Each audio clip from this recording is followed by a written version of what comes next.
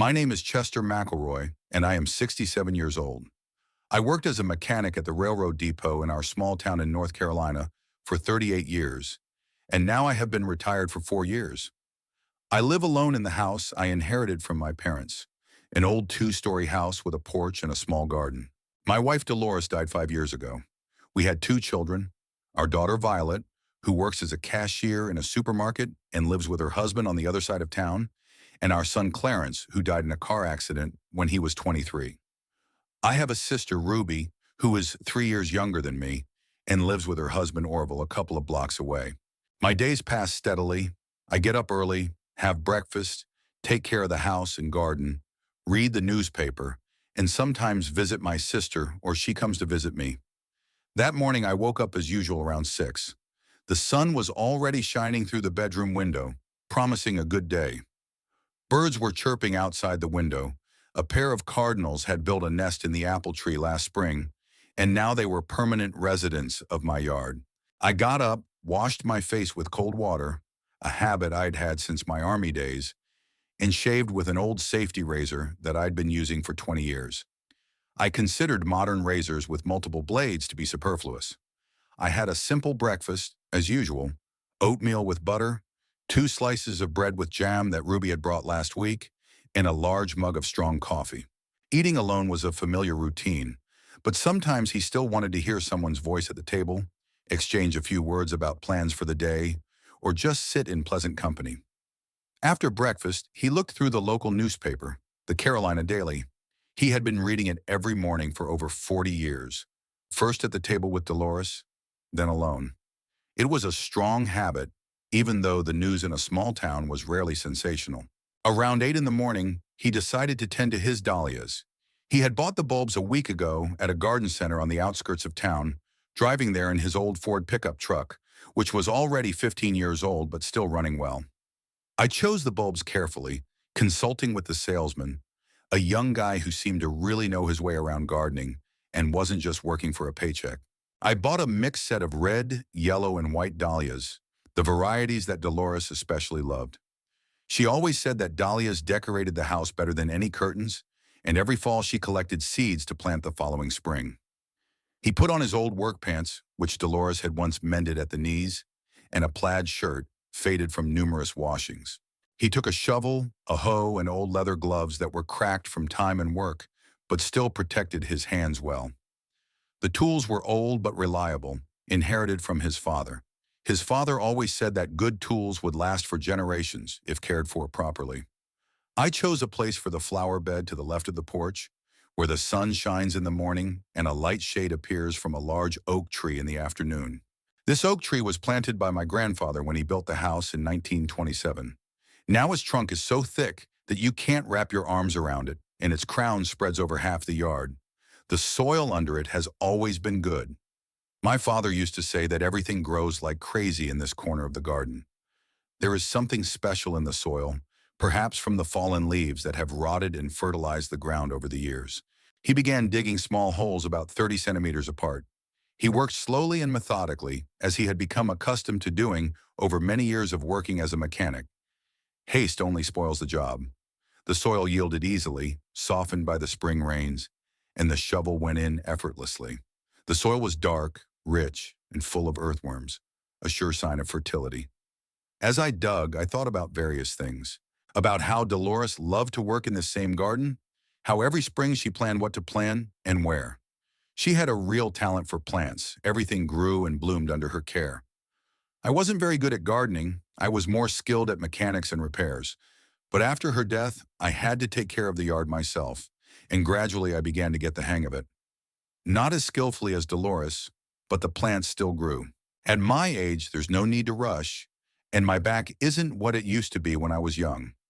After every 5 or 6 holes, I would take a short break, straighten up, and stretch my lower back.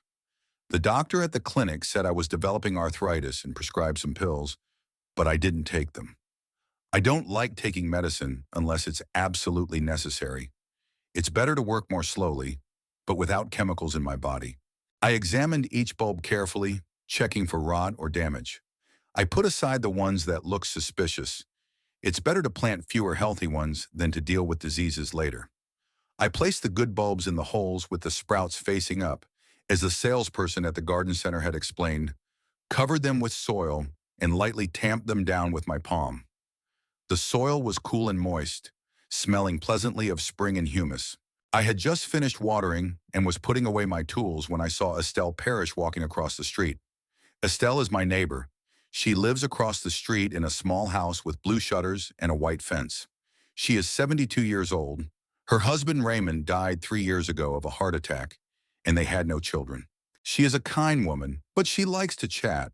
Sometimes it's nice, especially when you're alone all day, and sometimes it's tiring, especially when she starts complaining about the neighbors or discussing other people's business. She was holding a paper plate covered with a checkered kitchen towel.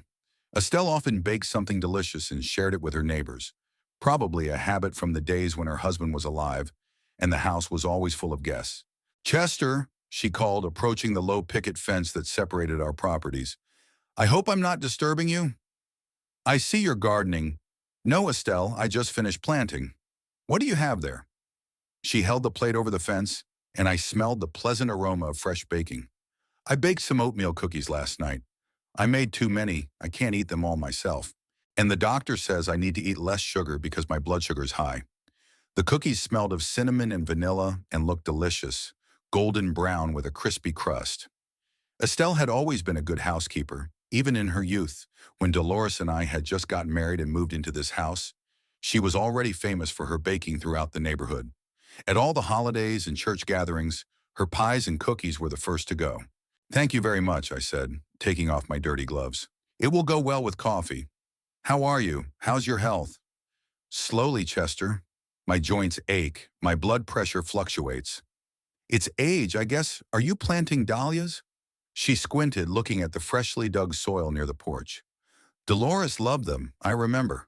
Every year you had such beauty." "Yes, she did. I think she would have liked it if they grew here. She always said that a house without flowers is not a home." Estelle nodded in understanding. After her husband's death, she also sometimes did things in his memory. She planted his favorite tomatoes in the garden behind the house and cooked the dishes he especially loved, even though there was no one to eat them. She said that it made her feel his presence nearby. "The weather is good for planting," she remarked, glancing at the clear sky, where sparse white clouds drifted leisurely eastward. "They're promising rain tomorrow, I heard on the radio.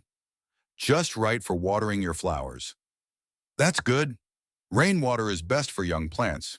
We stood by the fence for a while, discussing the weather forecast and plans for the summer. Estelle said she was going to paint the fence. The paint had peeled off after the winter, and it looked unsightly. She asked if I knew a good painter who wasn't too expensive. I promised to think about it, even though I had stopped doing serious repair work several years ago. My age and health were no longer what they used to be. Then she told me the news she had heard from other neighbors. It turned out that yesterday an ambulance had come to the Johnson's house from the next street. Old Mr. Johnson had had another heart attack, but it was nothing serious. They didn't take him to the hospital.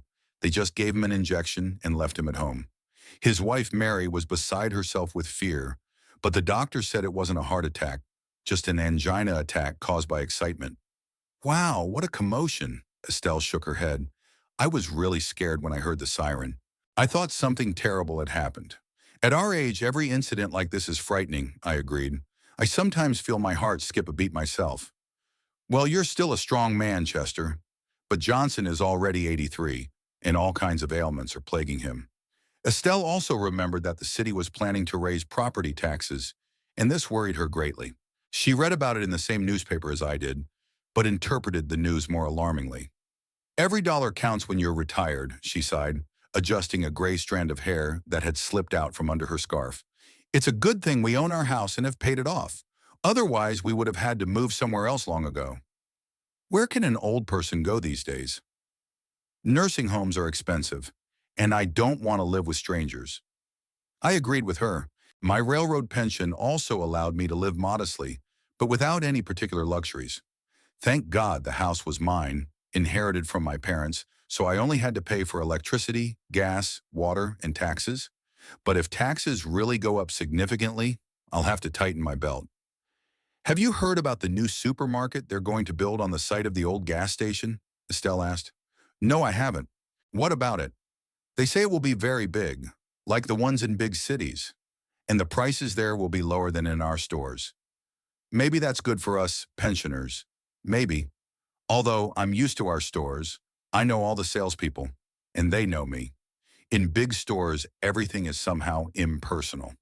Estelle nodded, but it was clear that the prospect of saving money on groceries appealed to her more than preserving old habits. She also mentioned that the clinic had changed its appointment system. Now you have to make appointments online and only call in emergencies. This created problems for older people, many of whom do not use computers. I learned a little bit about how to use a tablet from my niece's granddaughter, Estelle said, but it's still like Chinese to me. I press the wrong button or forget my password. And doctors say it's progress, that we have to get used to it. Progress is good, I replied, but we also have to think about the people who aren't ready for it. We talked a little more about various little things, about how the mailman had started delivering mail later than usual, about how there were a lot of stray cats on the street, about how prices in stores were constantly rising. The usual conversations of people our age, for whom every little thing in the familiar flow of life matters. When Estelle left, I put the garden tools away in the old wooden shed behind the house, carefully cleaned them of dirt, and lubricated the metal parts with oil, a habit left over from my days as a mechanic. A good tool requires care, and then it will serve for decades. Returning to the house, I washed my hands with soap, trying to wash off the dirt that had stuck to my skin. Estelle's cookies really were very tasty, crispy, moderately sweet, with a slight hint of oatmeal and cinnamon.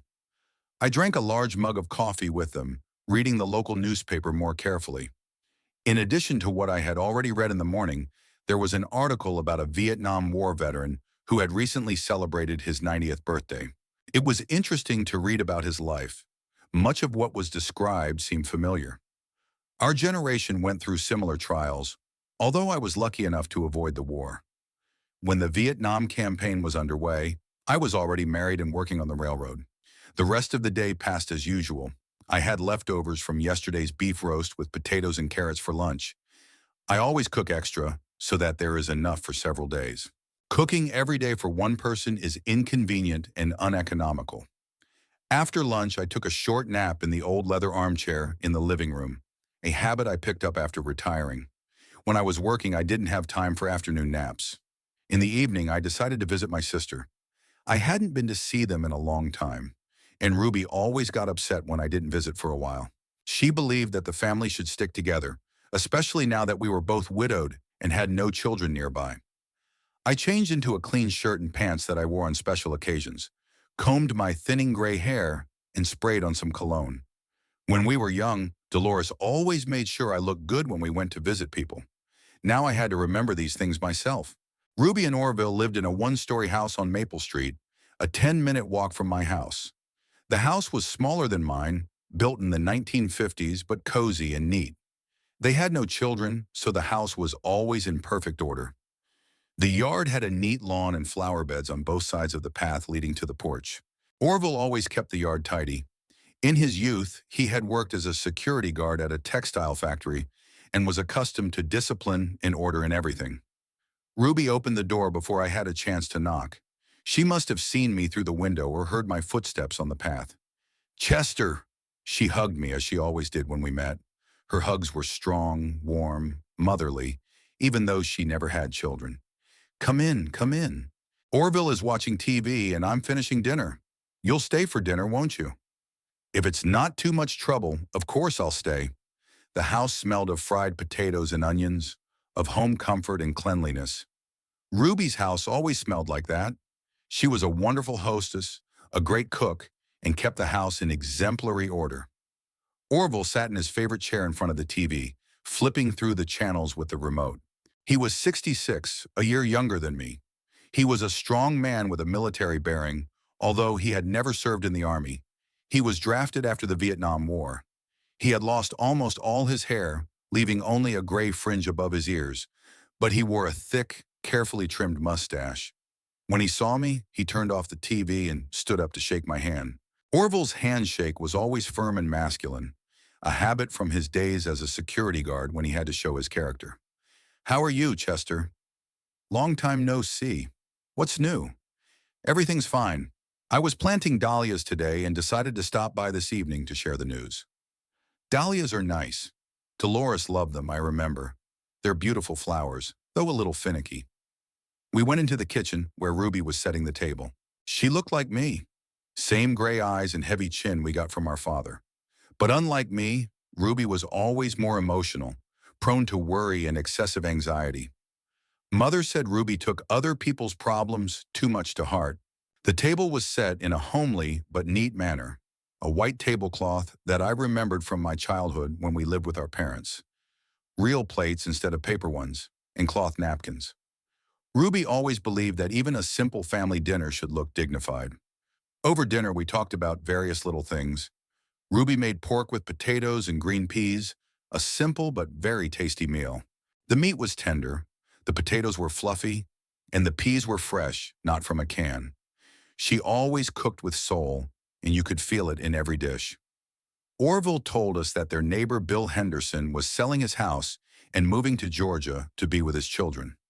The house had been on the market for 2 months, but there were no buyers yet. Real estate prices had fallen, and it had become more difficult to sell. "He's a smart man," Orville remarked, cutting a piece of meat. "At our age, it's better to be closer to family. If something happens, who will help?" Ruby nodded in agreement, giving me a meaningful look. She had hinted more than once that I should also consider moving closer to Violet, but I kept quiet. I didn't want to be a burden to my daughter, and I was used to my home and my independence. As long as my health allows, it's better to live on my own. "Bill's children are good," Ruby added. "His son is a doctor. His daughter is a teacher. They're well off and will be able to take care of their parents." "Not everyone is so lucky," Orville sighed. The conversation smoothly turned to memories of Dolores. Ruby had always loved my wife. They got along well despite their different personalities. Dolores was calm and level-headed, able to reassure and give good advice, while Ruby was more impulsive, prone to emotional outbursts. "I remember how she baked that apple pie for Mom's 70th birthday," Ruby said, smiling at the memory. "Mom spent the whole week telling everyone what a wonderful wife Chester had. And the pie really was amazing. I'm still trying to recreate the recipe, but it doesn't turn out as delicious." "She really was wonderful," I replied quietly. "She had golden hands. Whatever she did, it turned out perfectly. And she had an amazing personality," Orville added. "Calm, wise." I always felt more confident when she was around. Orville poured us all a glass of whiskey, not expensive, but decent, which he bought at the local liquor store. We drank to Dolores's memory as we always did when we got together. It had become a tradition after her death, a way to honor her memory and feel her presence among us. 3 days had passed since I planted the dahlias. They had already begun to sprout their first green shoots, which pleased me. It meant the bulbs were good, and Dolores would have been happy. In the morning, I watered them with a watering can, then had breakfast on the porch, watching the street wake up. Estelle was already hanging laundry in the yard, and across the street, Mr. Coleman was walking his old spaniel. Around 10 in the morning, the phone rang. Calls at that time usually meant something important. Either the doctor from the clinic was rescheduling an appointment, or Ruby had some news. But the voice on the other end of the line was completely different. "Dad?" It was Violet, and I could tell from her tone that something serious had happened. Her voice was shaking, and I could hear that she was crying. "Violet? What's wrong, sweetheart?" "Dad, our house burned down." She was sobbing so hard that I could hardly make out her words. "Everything's burned down, Dad. We couldn't save anything." His heart skipped a beat. Violet lived with her husband Braxton in a small house on the outskirts of town, in an area where most of the buildings were inexpensive structures from the 1970s. They had bought the house with a mortgage 10 years ago when they got married. "My God, Violet, are you alive? Is anyone hurt?" "We're alive, but Dad, there's nothing left. The firefighters say it was a short circuit in the wiring. It caught fire at night, and we barely managed to get out. Braxton burned his hand, but not badly." I gripped the phone tighter, trying to collect my thoughts. "Violet is my only daughter since Clarence died, and although we didn't always get along, we have different personalities. She was still my child." "Where are you now?" "At the hospital." "No, we're at the Miller's house. They're putting us up for the night." "But Dad, What are we going to do now? Insurance won't cover everything, and renting is so expensive. Her voice became pitiful, like when she was a child and came to me with scraped knees or problems at school. Back then, I always knew how to comfort her, how to solve the problem. I knew now, too. Violet, listen to me carefully. Pack up what you have and move in with me, temporarily until you sort out the insurance and find a new place to live. Dad, are you sure? Braxton and I, there are two of us. We don't want to be a burden on you. You're not a burden to anyone. The house is big. There's plenty of room. This is family, Violet, and family sticks together in difficult times. She cried again, but now it was tears of relief. Thank you, Dad. We, we didn't know who else to turn to. Braxton's parents live far away, in Texas. Nonsense. Come today, I'll prepare the rooms on the second floor. I have 2 spare bedrooms there, with beds and everything you need. After hanging up the phone, he sat in his chair for a long time, digesting the news. Of course, he felt sorry for the children. Being left without a home at their age was hard. Violet was 42, Braxton was 45. They were no longer young enough to start all over again. On the other hand, the thought of having voices, conversations, and life in the house again didn't seem unpleasant. After Dolores's death, the house had become too quiet. I went upstairs, which I didn't like to do. My legs weren't what they used to be, and the stairs were steep. There were 3 rooms upstairs, my former bedroom with Dolores, which I had left after her death and moved to a small room on the first floor, Violet's nursery, and Clarence's room. After his death, I hadn't touched anything there. Everything was just as he had left it. Photos of friends on the table, books, even clothes in the closet. Violet's room also held many childhood memories. The pink wallpaper she had chosen herself at 14, posters of singers she listened to at school, a dressing table with a mirror. The bed was a single, but it would do for a start. I decided to give them the large bedroom where Dolores and I used to sleep. It had a double bed, a wardrobe, a chest of drawers, and even a TV. True, everything was covered in dust. I rarely went upstairs, only when I needed to get something from the attic.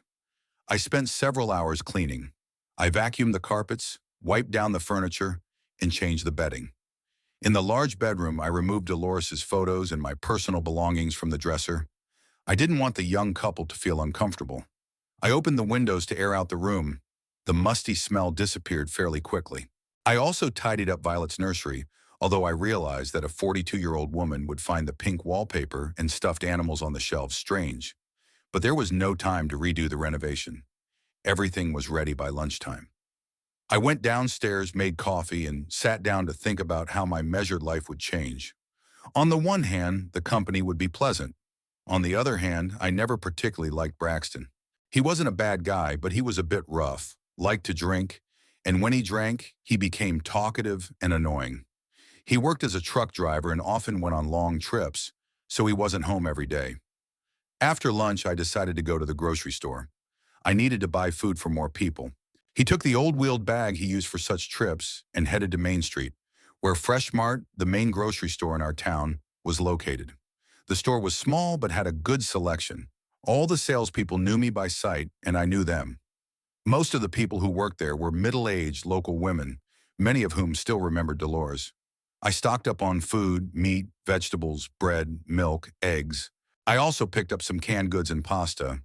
Simple foods that are easy to prepare. Debbie Thompson, a woman in her 50s who had been working at the store for over 10 years, was at the checkout. "Mr. McElroy, how are you? You've got a lot of shopping today," she remarked as she scanned the items. "Yes, my grandchildren are visiting," I lied, not wanting to discuss family problems with strangers. News travels fast in a small town, and I didn't want everyone to find out about the fire at Violet's right away. As I was leaving the store, I saw a familiar figure at the entrance. Dexter Howley, an old friend of mine, was looking at the notices on the board near the door. Dexter was 68, a year older than me. We met in school, then lost touch for a long time as life took us in different directions. He worked as a mechanic at the same factory as Orville, got married, divorced, and had no children. After we retired, we started seeing each other regularly again, playing checkers, sometimes drinking beer, discussing the news. Dexter was a short, stocky man with a thick gray mustache and piercing brown eyes. He had a straightforward, sometimes even blunt, but honest personality. He always said what he thought, without worrying about other people's opinions. "Chester," he called out to me, "what kind of serious shopping is this? Are you expecting guests?" "You could say that," I replied evasively. Dexter looked at me intently. Over our long years of friendship, he had learned to read my mood from my face. "Something happened?" "You seem preoccupied." I briefly told him about the fire at Violet's and that I had invited them to stay with me. Dexter listened silently, nodding his head. "I see. Of course, in a situation like this, there's no other option. But Chester," he paused, searching for the right words. "What but? Have you thought about how long they'll be staying with you?" "Temporarily? How long is that? A month? 6 months? A year?" To be honest, I hadn't thought about it. The main thing was to help my daughter in her time of need. Until they sort out their housing situation, find a new home, get insurance. "Chester, I've known you for 40 years. You're a kind man, but you're naive. And your Violet, she's not a stupid girl. She might like living in your house for free, especially considering that the house is big and you're alone." Dexter's words shook me. "What are you talking about?" "She's my daughter. That's exactly why I'm saying this. Children don't always stay children, Chester. Sometimes they become very practical adults. And her husband, Braxton, what's his name? I never liked him." "Dexter, you don't really know them." "Maybe. But remember my advice. Set clear conditions for them right away. How much time, what household responsibilities, who pays for what. Otherwise, it will be difficult to get rid of them later." We said goodbye and I went home, thinking about my friend's words. On the one hand, Dexter was a suspicious man, prone to seeing the bad where there might not be any. On the other hand, he had a lot of life experience, and his advice was usually sound. At home, I unpacked my groceries and made a simple dinner of potatoes and sausages. I ate without appetite, thinking about the changes ahead. The house no longer seemed so quiet. There was a feeling of anticipation in the air. Around 7 in the evening, he heard the sound of a car in the yard. He looked out the window and saw an old red Chevrolet pickup truck, which he recognized as Braxton's car. I went out on the porch to meet them. Violet looked terrible. Her face was tear-stained, her eyes were red, and she was wearing someone else's clothes, probably given to her by the neighbors. Braxton didn't look too good either. He had a bandage on his left arm, his face was sooty, and his clothes smelled of smoke. "Dad!" Violet rushed to me and hugged me so tightly that I could feel her trembling. "Thank you for agreeing to take us in." "You're welcome, daughter. This is your home, too." Braxton came over and held out his hand. "Chester, thank you so much." We were completely distraught. "Braxton, how's your hand? Does it hurt a lot?" "No, it's nothing. Just a minor burn. The main thing is that we're alive." They brought 2 bags and a cardboard box with them. That was all they had managed to salvage from their home or get from neighbors and friends. "Is that all?" I asked in surprise. "Everything burned down, Dad," Violet replied sadly. "Even our photos, documents. At least our passports were in my purse. I always carry them with me." We went into the house. I showed them the rooms on the second floor and helped them carry their things. Violet looked around the large bedroom and started crying again. "Was this your and Mom's room?" "It was. But now I sleep downstairs in a small room. This one was empty. Feel free to use it." Braxton looked around the room businesslike, checked the lights, opened the closet. "It's a nice room." "Spacious. Does the TV work?" "It works. Cable is connected." "Great. Do you have internet, Chester?" "No, I don't use the internet." Braxton grunted but said nothing. We went downstairs and I offered them dinner. I heated up some potatoes and sausages and made tea. During dinner, Violet recounted the details of the fire. We woke up to the smell of smoke. At first, we thought it was coming from the street. Maybe someone was burning leaves. Then Braxton went to the kitchen and saw sparks flying from the outlet and the wall already smoldering. "I turned off the electricity right away," Braxton added, "but it was too late." The fire was already spreading along the walls. We only had time to grab our documents and run out. The fire department arrived quickly, but the house was already engulfed in flames. Did the neighbors help? Of course. The Millers took us in for the night and shared their clothes with us. The Johnsons brought us food. They're good people. After dinner, Violet went upstairs to sort through our things, and Braxton stayed with me in the kitchen. He lit a cigarette without asking permission, which annoyed me a little. No one had smoked in the house since Dolores died. "Listen, Chester," he said, blowing smoke toward the ceiling. "The insurance company is coming tomorrow to assess the damage. Maybe you could go with us. You have more experience, and your word will carry more weight." "Sure, I'll go if I need to." "Thanks. Those insurance guys always try to pay as little as possible, and we need all the money we can get to find a new house." He talked a little more about his plans.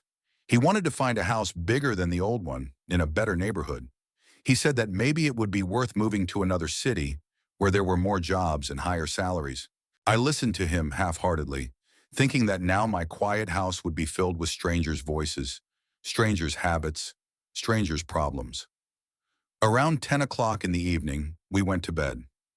I lay down in my small room on the first floor, and upstairs I could still hear voices, footsteps, and the sound of the TV for a long time. I didn't fall asleep right away. It was unusual to hear unfamiliar sounds in the house after many years of solitude. In the morning, I woke up early, as usual, but found that the bathroom was occupied. This was also unusual. Before, I could use the bathroom whenever I wanted. I had to wait almost half an hour until Braxton came out, spreading the smell of cheap soap and cigarettes.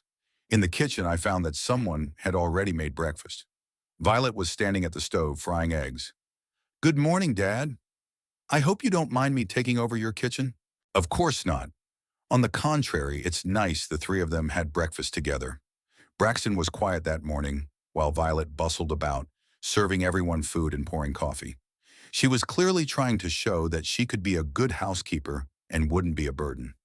"Dad, today we're going to the insurance company. Then to the bank. We need to sort out some financial matters. Maybe we can go shopping at the same time and buy some clothes.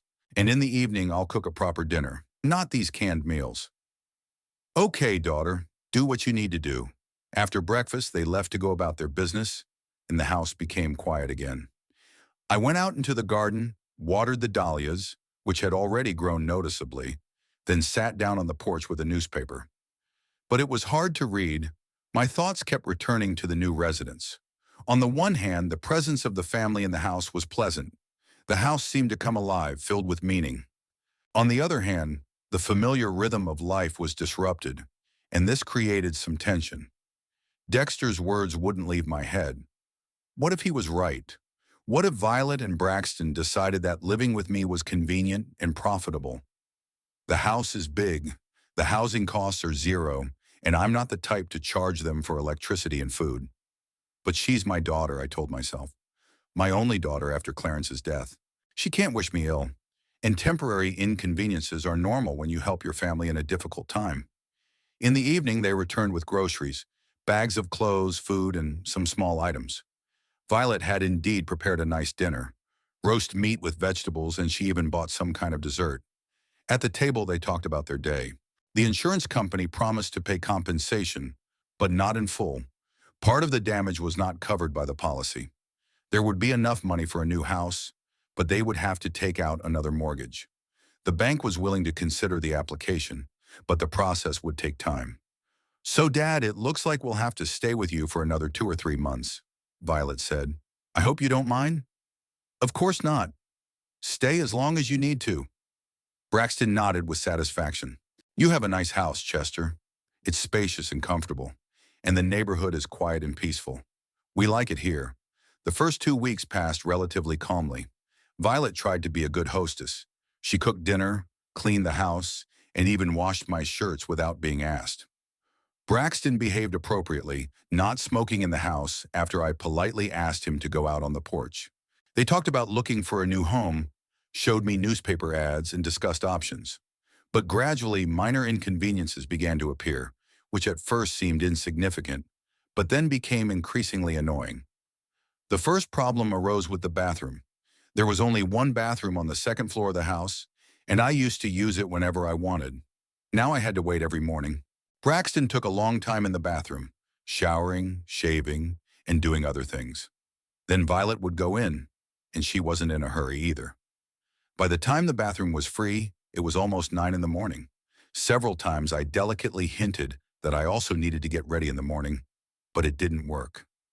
Violet apologized and promised to be quicker, but nothing changed. Braxton pretended not to understand what I was talking about. "Chester, there's a sink on the first floor," he said once. "You can wash and shave there. Why go upstairs?" There was indeed a sink, a small one, in a tiny room next to the kitchen, but it was impossible to take a shower there, and it was inconvenient to shave. It was a utility sink used for washing hands after working in the garden. "Braxton, I'm used to using a normal bathroom," I replied, trying not to show my irritation. "Well, we're only here temporarily." "We can put up with it for a while, adapt." Temporarily. He used that word more and more often, and for some reason it sounded less and less convincing each time. The second problem was the music. Braxton liked to listen to country music at high volume, especially in the evenings when he came home from work. He would turn on the radio in the kitchen or the TV in the living room and crank it up so loud that the whole street could hear it. The music wasn't bad, but the volume was annoying. I was used to silence, to quiet evenings with a book or newspaper. "Braxton, can you turn it down?" I asked. "Come on, Chester, it's not that loud. It's good music, cheerful. It'll do you good to listen to it. You live too quietly." He turned down the volume, but not for long. Half an hour later, the volume rose again, as if by itself. But the worst part was the kitchen. Violet cooked often and a lot, but she was in no hurry to clean up after herself. She left dirty dishes in the sink until the next day. Pots with leftover food were constantly on the stove, and there were crumbs, sauce stains, open jars, and bags on the table. I was used to keeping the kitchen tidy. Dolores taught me to wash the dishes right after eating, wipe the table, and put food away in the cupboards. Now the kitchen always looked like a hurricane had hit it. "Violet, maybe you should clean up more often," I suggested cautiously. "Of course, Dad, I just don't have enough time. We have so much to do right now. Looking for a house, dealing with the bank, the insurance company. We're so tired in the evening that we can't lift a finger." But I could see that they didn't look particularly tired in the evenings. Braxton listened to music and drank beer. Violet watched TV or talked on the phone with her friends.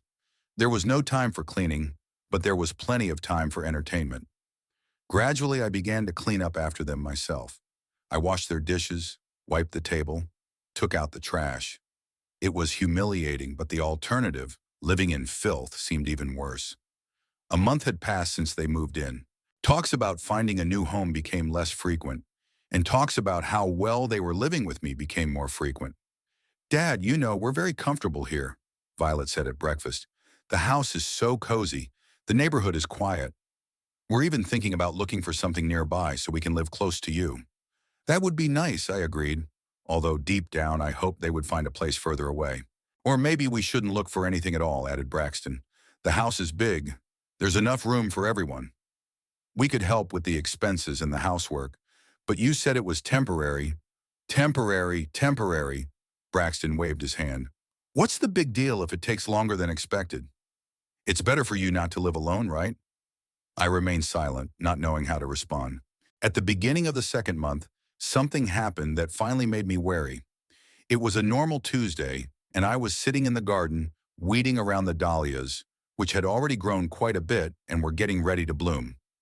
Around 3 o'clock in the afternoon, I heard the sound of a car in the yard. It was strange. Violet and Braxton had left in the morning on business and weren't due back until the evening. I peeked out from behind the bushes and saw an unfamiliar black car, quite expensive looking. A man in a dark business suit got out, carrying a briefcase.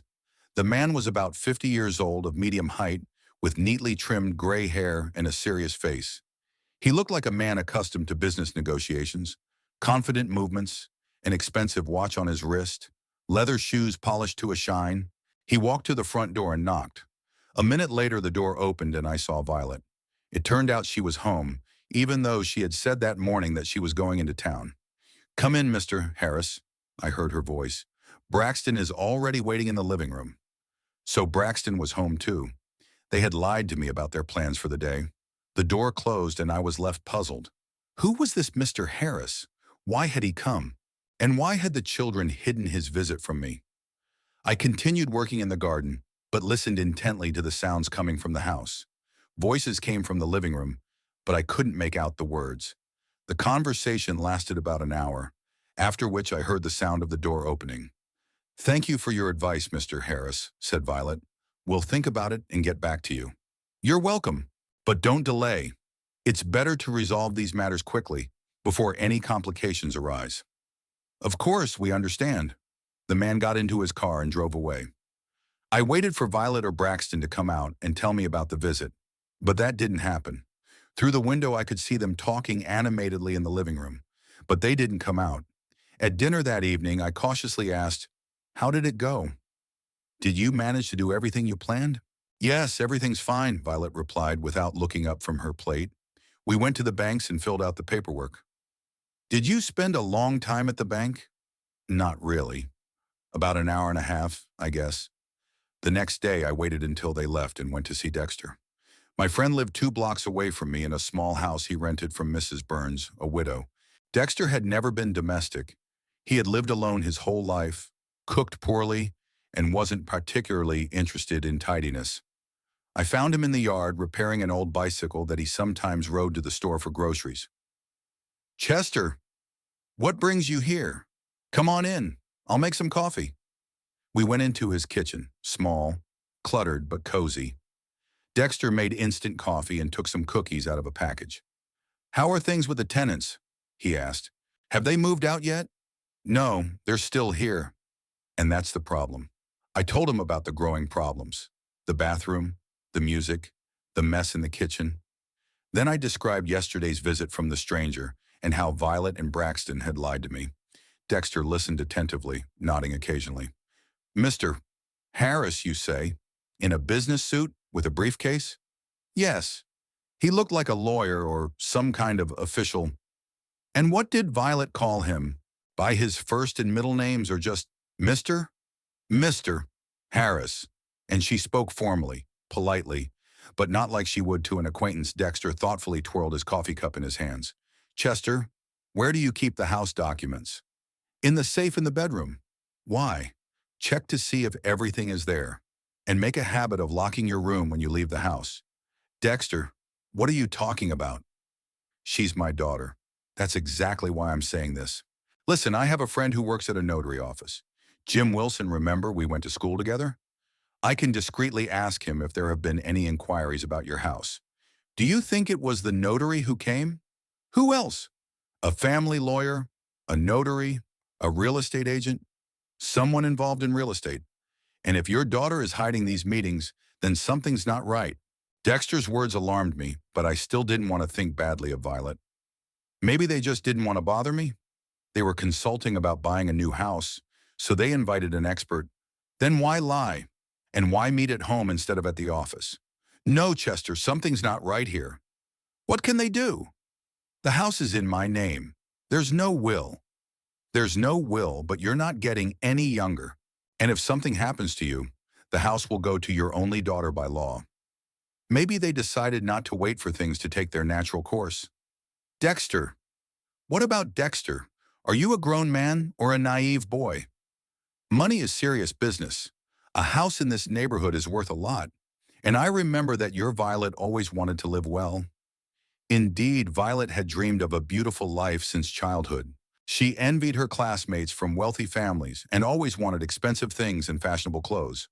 She married Braxton not for love, but because he promised her a good life. True, he didn't keep his promise. Truck drivers don't earn much. "Okay," I agreed. "Talk to your friend. But be careful. Don't let anyone find out." "Of course." In the meantime, check the documents and try to find out who this Harris is and what he does.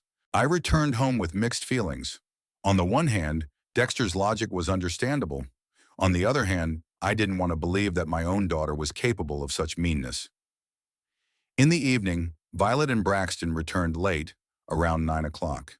At dinner, they behaved as usual, talking about work, complaining about bureaucracy in banks and insurance companies.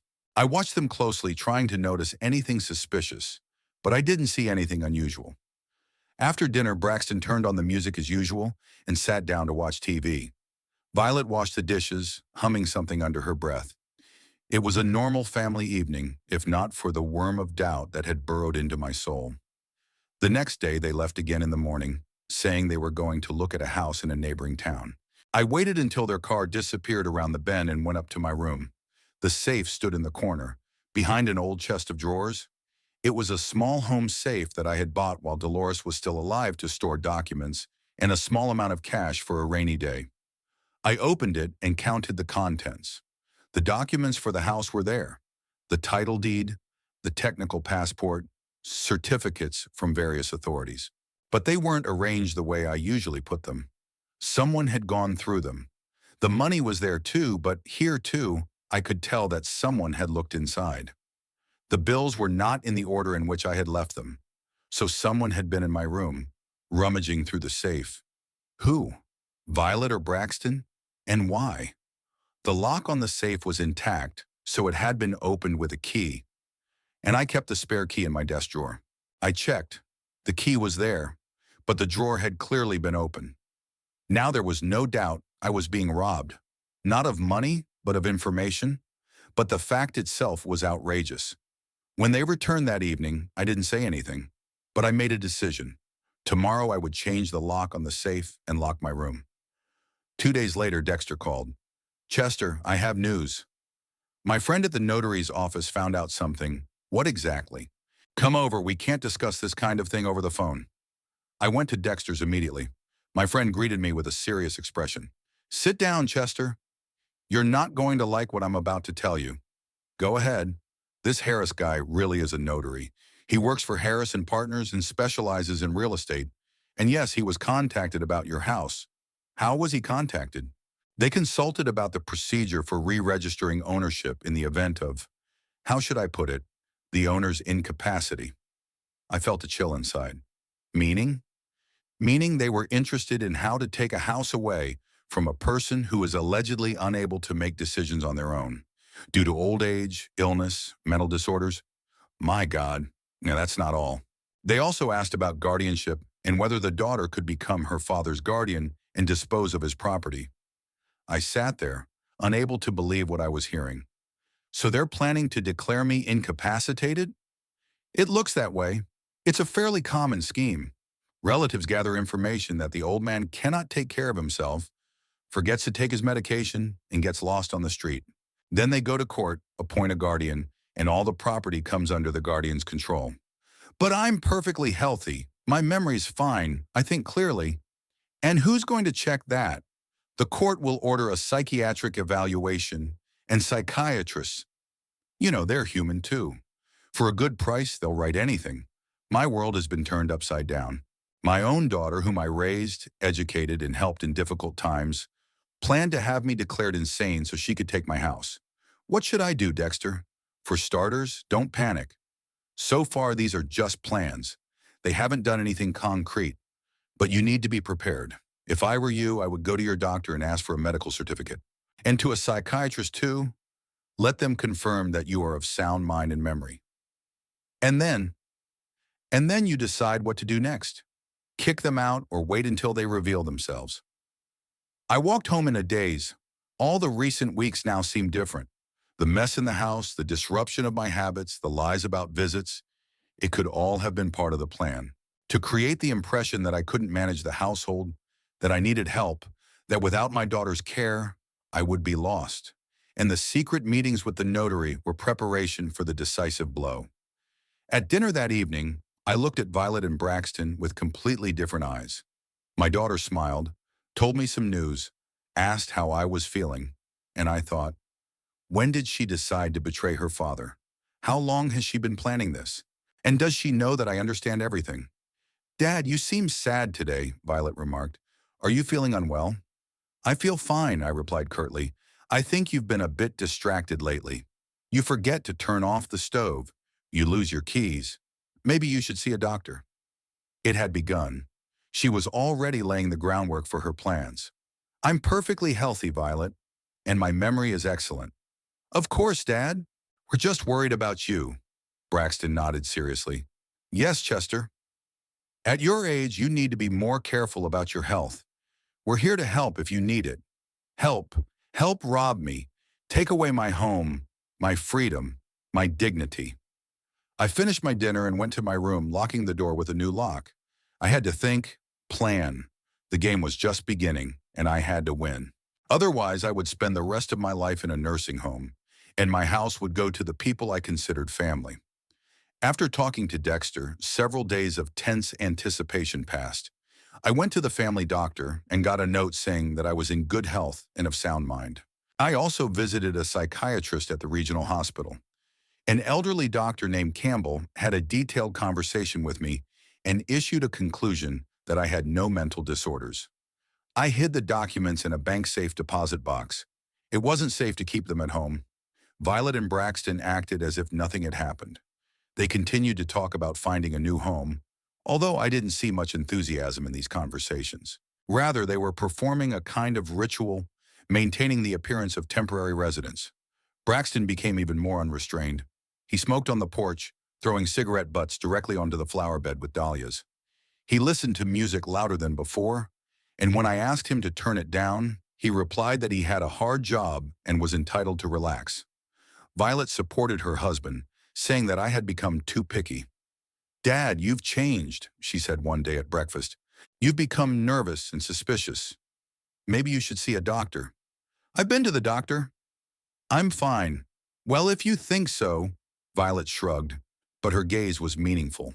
The climax came on Saturday morning. I woke up early and decided to tidy up the storage room on the first floor. It contained various items: old tools, canned goods, boxes of family photos and documents. After Dolores died, I rarely went in there, but now I needed to make sure nothing important was missing. When I opened the storage room door, I froze. Half the shelves were empty. The boxes of photos, albums, Dolores's letters, even her sewing machine, which I had kept in memory of my wife, were gone. "Violet," I called, trying to remain calm. "Can you come here for a minute?" She came down from the second floor in her bathrobe, unhappy that she had been woken up. "What's wrong, Dad?" "Where are the things from the storage room?" "The boxes of photographs, Mom's albums." Violet looked embarrassed, but quickly pulled herself together. "Oh, that. Braxton cleared them out. There was a lot of junk in there, and we decided to make room for our things." "What junk?" "Those are family heirlooms, Mom's photos." "Dad, why are you getting so upset? Just old papers in dusty boxes. You never look at them anyway." I felt anger boiling up inside me. "Where are those things?" "Braxton threw them away. Yesterday, when you went to the store, the garbage truck already took them away." For a second, I was speechless. Threw them away. Our wedding photos, pictures of the children, letters Dolores wrote to me when I was in the hospital. He threw it all away like trash. "Where's Braxton?" I asked quietly. "Still asleep." "Dad, don't make a scene over some junk." "Call him." Right now, something in my tone made Violet obey. A couple of minutes later, Braxton appeared, unshaven, in a dirty t-shirt, clearly hungover. "What's all this noise so early in the morning?" he grumbled. "Did you throw things out of the storage room?" "Yes, I got rid of all that junk. Now there's more space and air. Before it was just dust and all kinds of junk." "Those were family photos, documents, memories of my wife." Braxton shrugged. "So what? The dead don't need memories, but the living need space. We live here. We need somewhere to store our things." I looked at him and couldn't believe the audacity of this man. He threw away the most precious things I had and still talked about practicality. Do you understand what you've done?" "I got rid of the junk. Chester, you're too attached to the past. It's time to live in the present. It's time for you to get out of my house. Right now. Pack your things and leave today." Braxton smirked. "Come on, old man. Where are we going to go? We haven't found a house yet. We don't have money for rent. Just be patient a little longer." I said, "Get out of my house." "And I said we're not going anywhere." Braxton raised his voice. "You're throwing a tantrum over some pieces of paper." Violet tried to intervene. "Dad, calm down. Braxton didn't mean to upset you. He just didn't understand that it was important to you." Didn't understand? Couldn't he have asked? This is my house, my things. Your house, Braxton mimicked. "Are we strangers?" "Violet is your daughter. I'm her husband. We're a family, in a word, and you treat us like tenants." Tenants at least pay for their housing. You live here for free and still boss us around. Boss you around? Braxton turned red with anger. We fixed up your old house. Violet cooks, cleans, does the laundry, and all you do is grumble? Fix it up? You've made a mess of the place. You hog the bathroom, blast music, don't wash the dishes. Get lost with your complaints, Braxton exploded. I'm sick of it. Live alone if you don't like company. That's exactly what I'm suggesting. Get out. The shouting became so loud that Estelle heard it. I saw her look out of her window, then put on her coat and head for our house. A minute later, there was a knock at the door. Don't open it, said Violet. We don't need the neighbors getting involved in our business. But I went to the door. Estelle stood on the porch with a worried look on her face.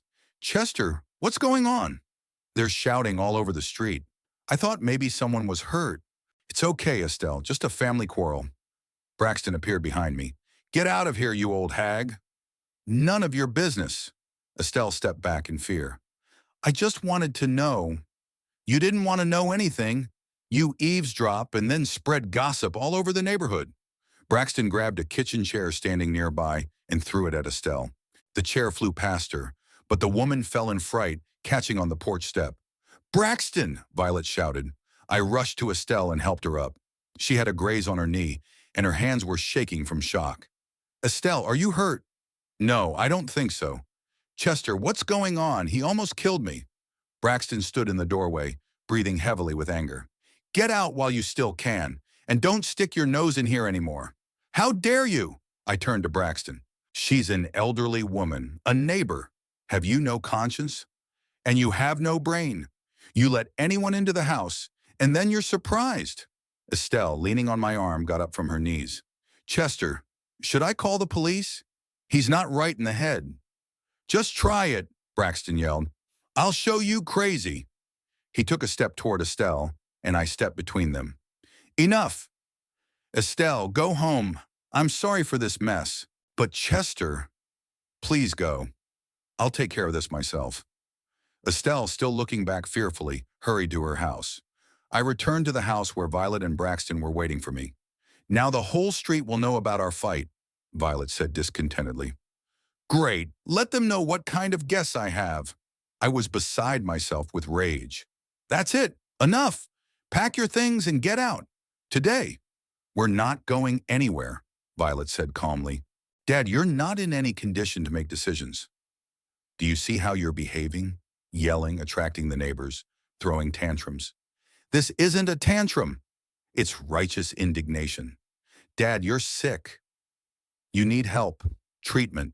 We can't leave you alone. I knew where she was going with this. It had begun. Now they would play the caring relatives, and I would be the inadequate old man. I'm perfectly healthy, and I demand that you leave my house. It's our house too, Braxton interjected. We live here. We've settled in. We have a right to be here. What right? I invited you here temporarily, not permanently. And where is that written? Braxton smirked. Show me the document that says temporarily. Their insolence was off the charts. They were openly showing that they had no intention of leaving.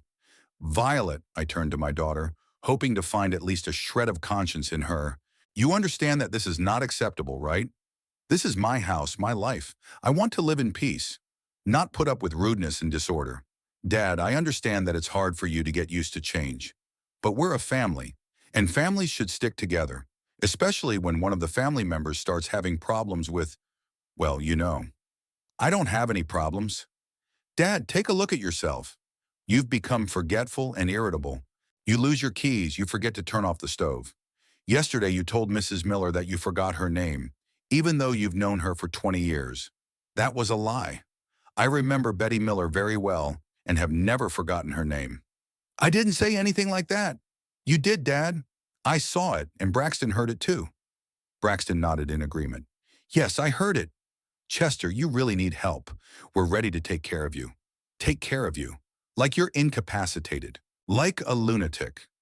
As long as I'm alive, no one will take care of me. This is my house, and I decide who lives in it. Dad, calm down. You're all red. Your blood pressure must have gone up. Maybe you should take a pill. Violet took a package of medicine out of her purse. What's this? A sedative. The doctor prescribed it and said to give it to you when you're nervous. What doctor? I haven't been to any doctors, and I'm not taking any pills. Dad, don't be stubborn. It's for your own good. She tried to approach me with the pill, but I jumped back. Don't come near me, and don't you dare poison me. See, Violet, said Braxton. He's completely lost it. He's paranoid. He thinks we want to poison him. We have to do something, Violet sighed. This can't go on. I realized they were putting on a show. They were creating the appearance that I was sick, inadequate, in need of care. Soon that notary or psychiatrist will probably arrive to confirm my incapacity. Get out of my house, I said quietly but firmly. This is the last time I'm asking. And if we don't leave? Braxton smirked. What will you do? I'll call the police. Go ahead, call them. Tell them how you're kicking your own daughter out on the street for no reason. How you yell at your neighbors and throw chairs. You threw the chair. And who's going to prove it? It's your word against ours. We'll say you were causing a disturbance and we were trying to calm you down. I was trapped. They had it all planned out. They were prepared. Any action I took could be interpreted as a sign of instability. You know what, Dad? Violet said in a conciliatory tone. Let's not fight. We're a family. We'll live together and everything will work out. You'll get used to it and we'll help you. I don't want your help. I want you to leave. So what do you want? Braxton said harshly. Wanting isn't enough. We're not going anywhere until we decide to, and we'll do what we think is best. Got it? An open threat. Now they weren't even hiding their intentions. I went to my room and locked the door. I sat on my bed trying to calm down and think about the situation. They had taken over my house, not by force, but by cunning, but the result was the same. And they were going to declare me insane so they could legally take possession of all my property. I needed help, support from loved ones who could confirm my sanity. I thought of Ruby. My sister had known me all my life. She wouldn't believe I was sick. She would help, support, and maybe even take me in for a while until I sorted out the situation. In the evening, while Violet and Braxton were watching TV, I quietly left the house and went to my sister's. Ruby was surprised to see me. I usually warned her when I was coming. Chester, what's wrong? You seem upset. Ruby, I need your help. Can we talk in private? Orville was sitting in the living room reading the newspaper. Ruby took me to the kitchen and made tea. Tell me what happened. I told her everything about the secret meetings with the notary, the plans to have me declared incompetent, today's argument. Ruby listened silently, occasionally shaking her head. Chester, are you sure you understood everything correctly? Maybe you're exaggerating. Ruby, they threw away Dolores's photos. Braxton threw a chair at Estelle. They openly declared that they weren't going anywhere. Well, what they did with the photos is certainly not good, but maybe he really didn't understand that they were important to you. Didn't understand? Couldn't he have asked? Ruby sighed. Chester, do you think Violet is your only daughter? After Clarence died, you have no other children. Maybe she really cares about you. Cares? By planning to have me committed? How do you know about these plans? From your friend, what's his name? Dexter? Chester, he's a jealous man, always has been. Maybe he's deliberately turning you against your family. I couldn't believe my ears. Ruby, what are you saying? Dexter is my best friend. Friend. Do you remember how he used to stare at Dolores when he was young? And how he said you weren't good enough for her? That was 40 years ago. People don't change, Chester. And besides, think about it. Why does Violet need your house? She has insurance. She'll get the money soon. She'll buy a new house. Why would she want your old house? It's in a good neighborhood. It's worth a lot. Chester, have you been to the doctor lately? Have you had a checkup? The question came as a surprise. Yes, I have. Everything is fine. Have you been to a psychiatrist? I looked at my sister more closely. There was something wrong with her tone. Why are you asking? Just curious. Violet called me the other day and said you've been acting strange. You're forgetful and irritable. She's worried. Violet called you? Of course. We're family. She's worried about you and asked me to keep an eye on you to see if I notice any changes in your behavior. The picture began to clear up. Violet had also worked on Ruby. turning her against me. She had laid the groundwork for my sister to confirm my inadequacy. And what did you tell her? That I haven't noticed anything unusual yet. But Chester, maybe she's right. Maybe you really need help. At our age, anything can happen.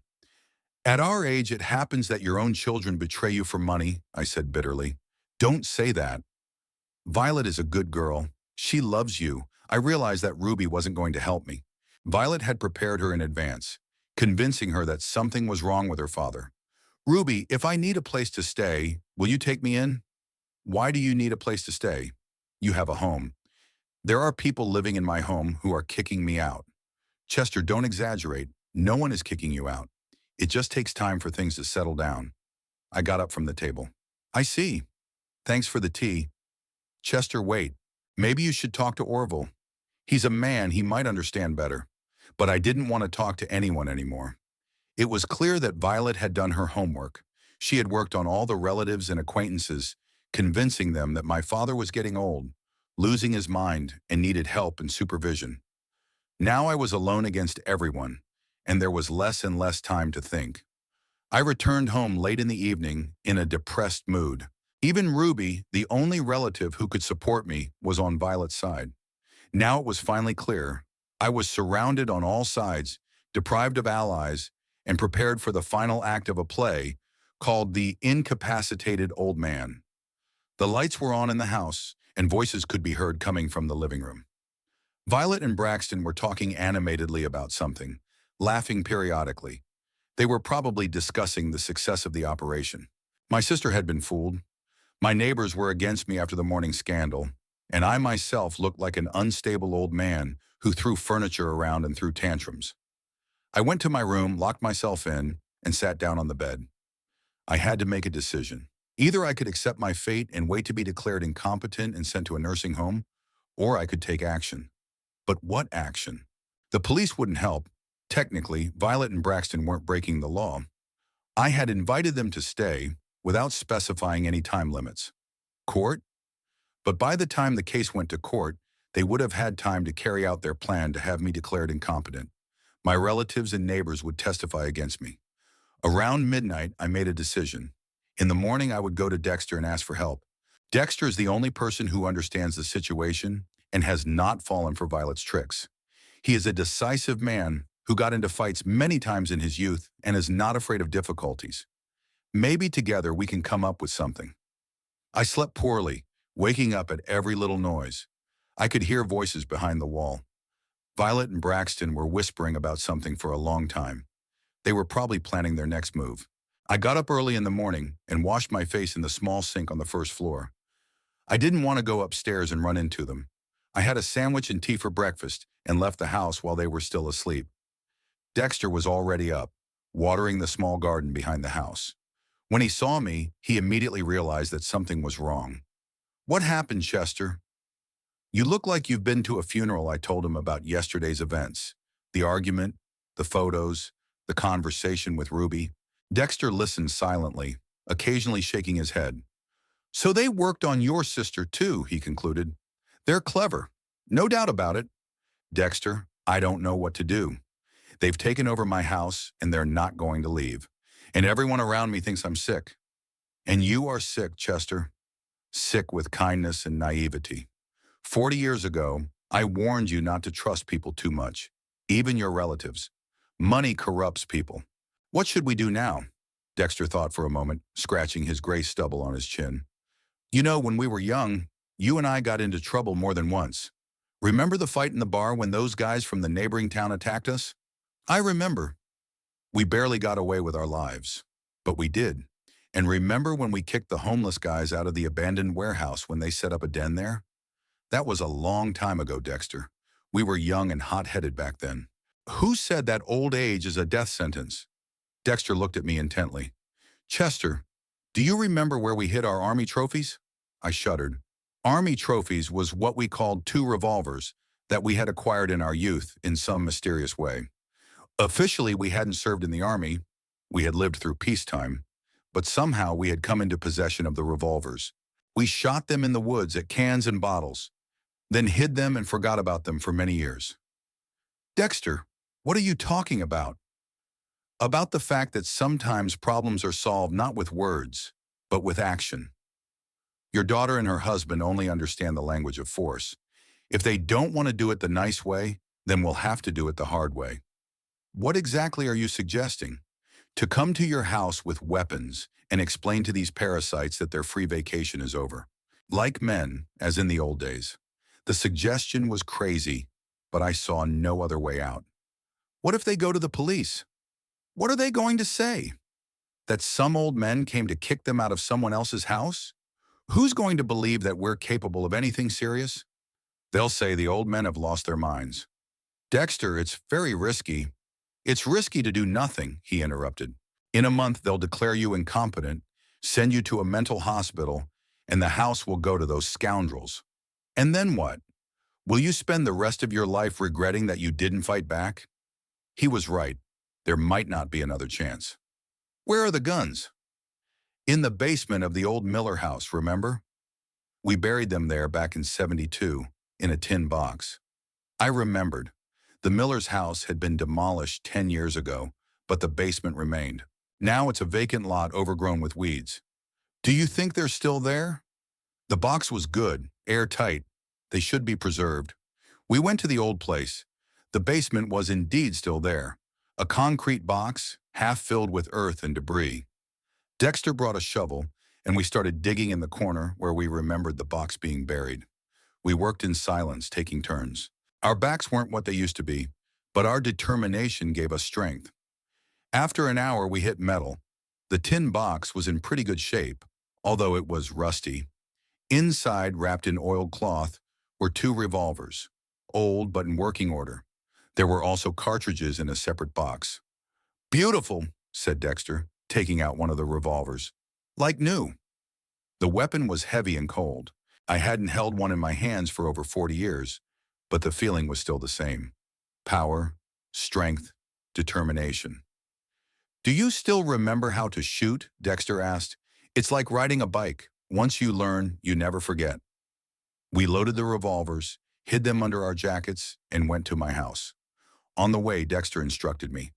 The main thing is not to panic and to act decisively. Let's show them that we're not toothless old men. If you have to shoot, shoot. Better to serve a couple of years than to live the rest of your life in humiliation. What if they don't believe we're capable of shooting? They will. Fear has big eyes, and if they don't believe us, we'll prove it to them. As we approached the house, I saw Braxton's car in the yard. That meant they were home. Ready? Dexter asked. Ready. We climbed the porch steps. Dexter knocked on the door loudly and insistently. A minute later, the door opened. Violet stood in the doorway, wearing a bathrobe. Dad? What is Mr. Holly doing? She saw our faces and stopped. What's going on? Call your husband, Dexter said. We need to talk. Something in his tone made Violet step back. Braxton, she called. Come here. Braxton emerged from the kitchen with a bottle of beer in his hand, annoyed at being interrupted during breakfast. What's all the yelling about? And what's that old geezer doing here? He nodded toward Dexter. This old geezer came to help a friend solve a problem, Dexter replied calmly and pulled out his revolver. The effect was instantaneous. Violet gasped and jumped back against the wall. Braxton dropped the bottle, which shattered on the floor. Are you crazy? He croaked. We're perfectly sane, I replied, pulling out my revolver. But you seem to be lost. This isn't your house. Dad, what are you doing? Put that away. I won't put it away. I've put up with your rudeness for too long. Now it's my turn to talk and your turn to listen. Dexter pointed the revolver at Braxton. So, buddy, let me explain the situation. You and your wife have exactly half an hour to pack your things and get out of this house. Forever. You wouldn't dare shoot. Braxton tried to remain brave, but his voice trembled. We'll see, Dexter said, pointing the revolver directly at his chest. Want to find out? That's illegal. I'm calling the police. Go ahead. Tell them how you took over someone else's house and abused an elderly man. Let's see who they believe Violet tried to take control of the situation. Dad, come to your senses. We're family. You can't threaten your own daughter. I can and I will. You stopped being my daughter the moment you decided to have me declared insane for the sake of my house. What are you talking about? About Notary Harris, about the incapacitation plans, about how you've already worked on Ruby and the neighbors. Did you think I wouldn't find out? Violet turned pale. Now she realized that their plan had been exposed. Dad, it's not what you think. Shut up and pack your things, Dexter interrupted rudely. Time is running out. Braxton apparently decided to try to defuse the situation. Listen, let's make a manly agreement. We'll find another place to live. We'll move out. Just give us some time. Time's up, I said. You have half an hour to pack, and then get out of here. What if we don't leave? There was a note of defiance in Braxton's voice. Dexter smirked and cocked the trigger of his revolver. Then you'll be going to the cemetery. Take your pick. Braxton looked down the barrel of the revolver and seemed to understand that this was no joke. But his male pride would not allow him to give up without a fight. You think I'm afraid of two old fools with toy guns? He took a step forward, clearly intending to grab his weapon. Dexter fired. The bang was deafening in the confined space. Braxton screamed and grabbed his shoulder, which was gushing blood. The bullet had gone through, but it had apparently hit a bone. Violet screamed like she was being cut. The next bullet will be in your heart, Dexter said calmly, pointing the revolver at the wounded man's chest. Any more questions about toy guns? Braxton slid down the wall to the floor, clutching the wound with his hand. Blood seeped between his fingers. I'm dying. Call an ambulance. You'll die if you don't listen, Dexter replied. The wound isn't fatal, but the next one might be. Violet, drag this hero upstairs and pack your things. Quickly. Violet, sobbing, helped her husband up. Braxton was pale as a sheet, but he could stand. 25 minutes, I reminded them, looking at my watch. They went upstairs. I could hear hurried footsteps, the sound of cupboards being opened, Violet shouting something to her husband, but I couldn't make out the words. 20 minutes later, they came downstairs with suitcases and bags. Braxton was holding his shoulder, his face gray with pain and blood loss. We're ready, Violet said. Now let us go. Wait, I said. First, the house keys. And your documents, if you took anything. Violet threw a bunch of keys on the table. We didn't take any documents. We'll check, said Dexter. Now get out. And don't ever come back here again. What if we do? Braxton tried to maintain what little dignity he had left. If you do, I'll kill you, Dexter replied simply. No questions asked. They picked up their things and headed for the exit. Braxton struggled to carry the suitcase with his good arm, leaving drops of blood behind him. Dad, Violet stopped at the door. You'll regret this.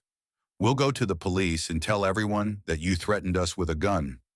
Go ahead. Tell them how you plan to have me declared incompetent and take the house. She wanted to say something, but Dexter waved his revolver. Get out of here while you still can. They left the house and headed for the car. Braxton managed to get behind the wheel, holding his wounded shoulder. The car started and disappeared around the bend. We stood on the porch, still clutching our revolvers. Well, Chester, the house is yours, Dexter said. Thanks, buddy. I couldn't have done it without you. Don't mention it. We did worse things when we were young. I looked back and saw that the neighbors were watching us. Estelle was standing by her fence, mister. Coleman was looking out the window, and a few other people had gathered on the sidewalk. Dexter noticed my gaze. Don't worry. They saw how those parasites tormented you. No one will judge you indeed. I saw no condemnation on the neighbors' faces. Rather curiosity and approval? Estelle approached the fence. Chester, are you all right? We heard a gunshot. Everything's fine, Estelle. I just kicked out some uninvited guests. You did the right thing, she said unexpectedly. They really messed with you, poor thing. It's good that a friend helped you. Other neighbors also spoke out in support. It turned out that everyone had seen Violet and Braxton bullying me, but they didn't know how to help. The incident with the chair thrown at Estelle finally turned the street against them. Are we going to report it to the police? Asked Mr. Coleman. Why? Replied Dexter. The man defended his home from intruders. What's illegal about that? Well, the shooting. Who fired the shots? Dexter smiled. Maybe a firecracker went off. Anything could have happened. The neighbors exchanged glances and nodded in agreement. No one was going to testify against me. We went into the house. We had to clean up the hallway, where there were bloodstains and checked to see if they had taken anything important. Do you think they'll come back? I asked. Unlikely. Your brother-in-law now has a hole in his shoulder. He's not in the mood for revenge. And Violet realized that you're not to be trifled with. What if they go to the police? What will they say? That an elderly man kicked them out of his own house? Even if they believe the gun, how can you prove we fired it? The neighbors will say they didn't see or hear anything. Dexter was right.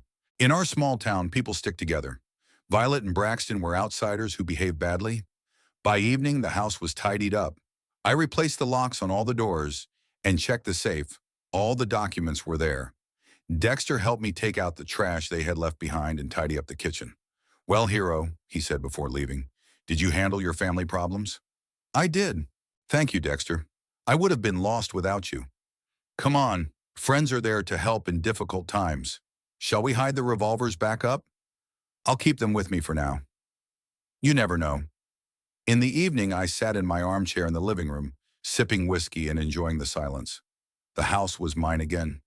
No one was occupying the bathroom for half an hour, blasting music, or making a mess in the kitchen. Outside the window, the dahlias were blooming, bright and beautiful, just as Dolores liked them. Tomorrow I'll water them and loosen the soil around them. Life was getting back on track. Of course, my relationship with my daughter was ruined forever, but maybe it was for the best. People who are capable of betrayal for money cannot be a real family, and real friends like Dexter and good neighbors are more valuable than any relatives.